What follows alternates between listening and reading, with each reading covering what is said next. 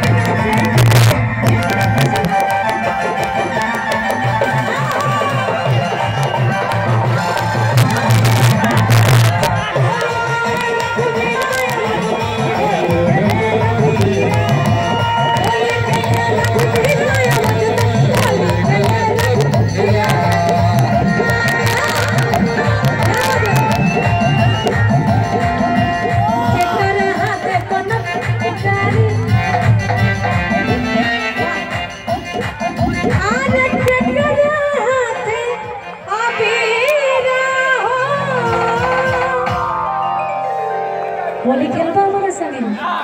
अच्छा आपके बेबी, वाह क्या बात है, बहुत अच्छा। होली खेलबा हमसे ए बाबू, होली खेलबा हमसे। अब तू ना खेलबा तब हम खेलो क्या मुझे तोड़ा जितने हाथे कनक पिचका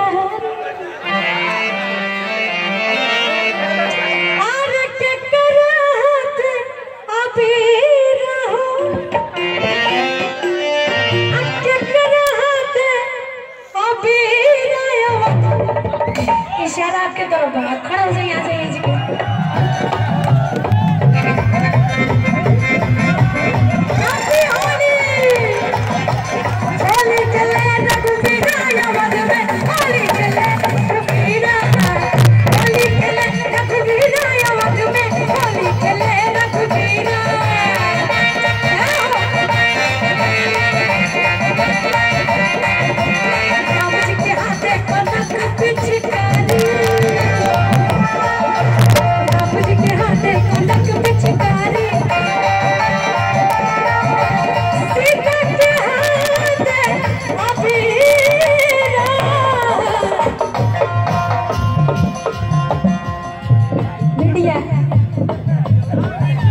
बड़ा फोटो खींचे वाला रुका वो खींचना इनका।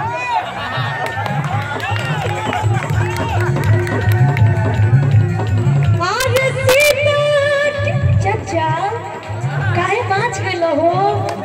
आई तो दाम छोड़ो ना। प्रदीप सिंह जी की तरफ से 500 रुपए का पुरस्कार। धन्यवाद।